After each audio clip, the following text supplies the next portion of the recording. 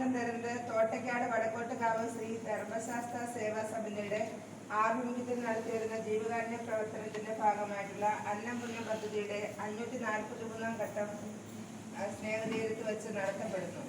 3/5/2024. അന്നം സ്പോൺസർ ചെയ്യുന്നത് ശ്രീമാൻ കലേശൻ അരുണിമ പുതുശ്ശേരിമുക്ക് അവരുടെ ചെറുമക്കളായ വിശേഷവും വിഹാനും ചേർന്നാണ്. 3 പേർക്കും കുടുംബത്തിന് നന്ദി അറിയിച്ചു കൊടുക്കും.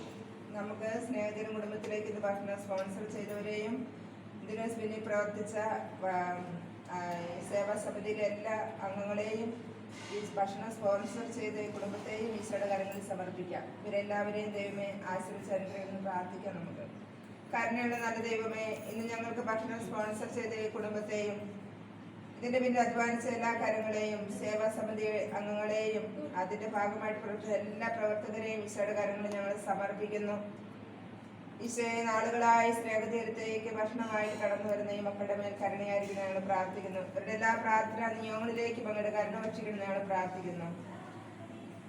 ഈ കലേശനങ്ങളിനെയും ചെറുമക്കളെയും പ്രത്യേകമായി ഈശോയുടെ കാര്യങ്ങൾ ഞങ്ങൾ സമർപ്പിക്കുന്നു. അവരുടെ കുടുംബത്തെയും കുടുംബാംഗങ്ങളെ ആശീർവദിച്ച് അനുഗ്രഹിക്കണം ഞങ്ങൾ പ്രാർത്ഥിക്കുന്നു. അവരുടെ എല്ലാ പ്രാർത്ഥനാ നിയമങ്ങളിലേക്ക് പങ്കെടുക്കാൻ ഭക്ഷിക്കണമേ.